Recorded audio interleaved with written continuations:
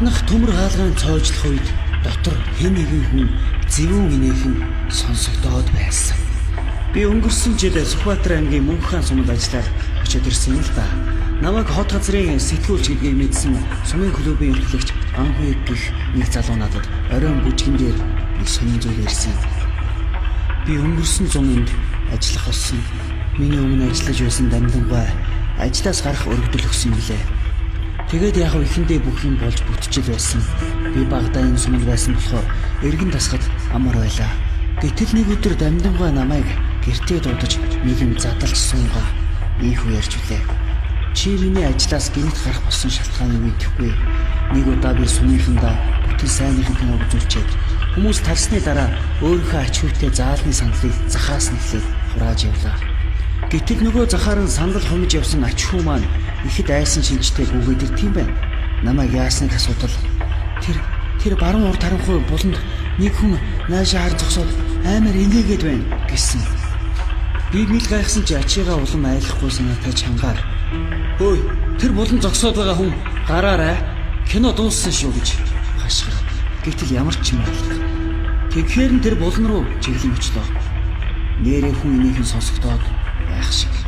Нилээн дөхөж очоод "Хөөй, хүн байна уу? Үгүй юу?" Гэтэл гинт тэр булангаас салхи шиг юм хөдөлж намайг дайран гараад заалны хаалга хүчтэй савлаад явчихлаа. Энэ үед миний бие зарс хийгээд нэг л хүүтэн өргөөр явчихсан. Тэгээд ачаа дагуулад сандлаа хагас дутуу орхиод гарлаа. Гаднах төмөр хаалгаан цоожлох үед хэн нэгэн хүн зэвүүн инээхэн сонсогдоод байлаа. Тэрнээс хойш би олон дахин тийм юмтай таарсан. Бүр сүүлдээ тэр харанхуй буланд гэрэл шиг юм асаад байдаг болчихсон. Миний бич айж мармуудаад нүдний хараа хүртэл юм харахаа байсан. Тэгээд би сумын засаг дарагдаа өргөдөл бичиж гарах тухай хэлсэн чинь харин зөвшөөрсөн л дөө. Би тэгтээ энэ бүхнийг түнд яриагүй. Гарах бодолтой байгаа гэж бичиж өгсөн л да гэж яриа. Би энэ бүхэнд нэг л итгэж өгөхгүй өнгөрч үлээ. Энэ ярианаас хойш сар чахан болов. 7 хоногийн сүүлч бүтэн сайн өдөр болгон кино үзүүлдэг. Мөн 2 дахь өдөр болгон бүжиг явуулдаг байлаа. Нэг өдөр киногоо үзүүлж байтал гэрэл тасарчихлаа. Сумын төвд дийзлэр ажилладаг тул тасрах нь их байдгийг. Би ч юм гайхсангүй гараа тагтал клубээс бусад газар сумын цэцэрлэг захиргаа гэдэл бүгд гэрэлтэй байлаа. Манай клубын цахилгааны утас тасарчихсан бололтой гэж бодоод цахилгааны өрөөгөр ортол тэнд нэг хүн хэвтэж байв. Би ч зог тусаж нэлийн ажилтал харанхуйд сайн мэдгэцэнгүй. Хүн байгаа ч юм шиг байхгүй ч юм шиг санагдаад байхаар нь жаахан айгаад ухарч гараад Сүхэ гэдэг ахыг дагуулад орсон. Сүхэ ах угийн хинэггүй айдаггүйгээрээ надаас төрүүлж ороод нөгөө хүний байсан газар нь очиод доошоо тонгоо нэг юм тэмтэрч харав. Тэгснээ намайг дагуулж холгочоод бисээ тэмтэрч байсан чинь гарт нэг муухай ширүүн үстэй бондгор юм баригдсан.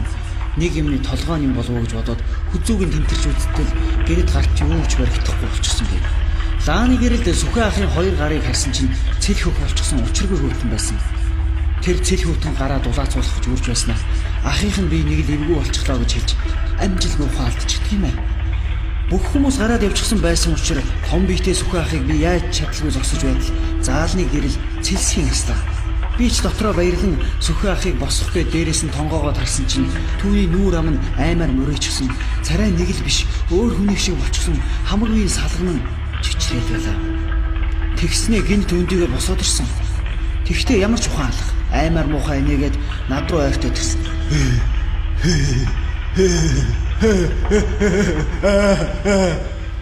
Ашгүй би хаалганыхаа ард талд зогсож байсан болохоор гараа цухтаач. Яг яаж гарснаа ч мэдэхгүй нэг мэдгэтэл гадаа гарчихсан зогсож байсан. Клубын гэрэл асч унтарч байснаа буудаад шатчихв бололтой асгаа байсан. Би тэр чигээрээ гэртээ хараад унтах гэтэл унтаж чадахгүй арай гэж өөр цайлглаа. Тэгээд өглөөний 9 цагт клуб руу ортол Сүхэ ах тарих толгой хагарах нь гэсээр сандал дээр сууж байсан.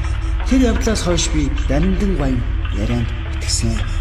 Олон жилийн өмнө клубын барилгыг засварлах үеэр нэг залуу бүдүүн гойлон цохиулаад газар дээрээ толгойн бяц усрээд нас барчихсан гэсэн. Бодвол түүний сүнсэл хорогдсон юм шиг үнэлээ дээ хөрхий. Одоо би сумын төвдөр өөр ажил хийж байгаа. Хоригдол ирийн сүнс хонзонтой хүнээ хорлсон.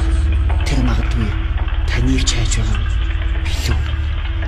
Манай FM-д нэгэн захидал ирсэн юм аа. Захааны эзэн өөрийнхөө захидлыг нийтэлж өгөхийг хүссэн дагуу бид сонсогч та бүхэндээ хүргэж байна. Би үүнийг шоронгоос бичиж байна. Сүүлийн үед надад хачин сонин үзэгдээд байх болсон.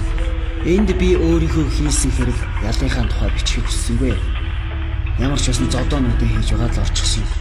Харин өөрт минь тохиолдоод байгаа нэг жиргш явдлын тухай бичих гэсэн. Би шоронд 2 жил болж байна. Энэ бүх хугацаанд би ганцаардл, харуулсал, доромжлол, дарамтыг бишгүй амссан. Гэсэн ч би доош оров. Харин сүүлийн үед би нэг юмнаас болж сэтгэл санаагаар унаж ганцхан өөртөө л зовж явна. Өнгөрсөн сард би танай энэ хүн нэвтрүүлгийг сонссон л да.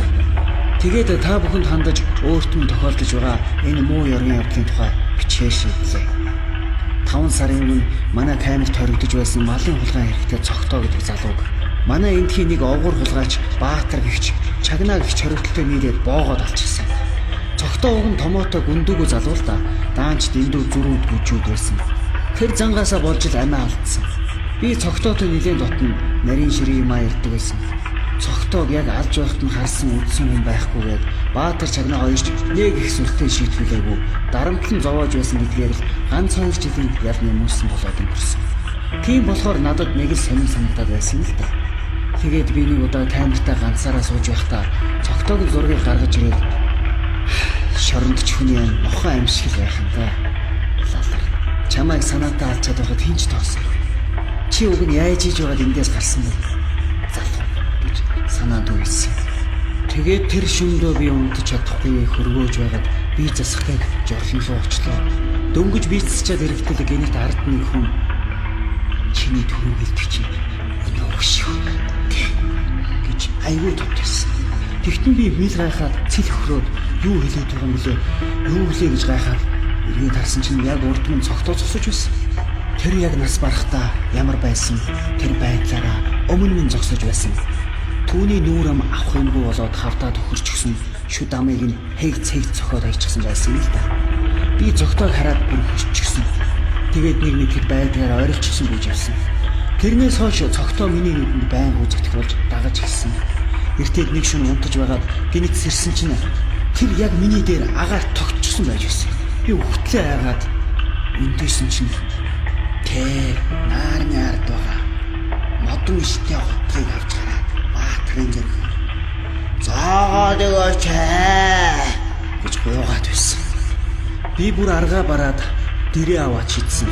Ерөөсөө минь болохгүй байна лээ. Би хамт байгаа хүмүүстэй хүртэл хэлсэн.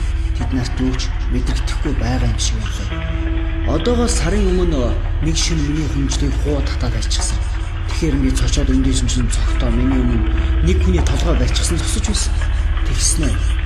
Би Баатар Чагнаа ийм болгоно. Гэт энийг шивсэн. Үнэхээр хэцүү байсан. Ийм юм чинь хүнд хамаагүй ярьж болохгүй юм лээ. Би солиорчод байна. Эсвэл өгсөн хүмүүс ингэж яваад байна. Цогтоо сүлдээ намайг хүртэл санахсан. Мэдээж та нар миний бичсэн юм уншаад гайхах л та. Гэхдээ надад туслаач дээ.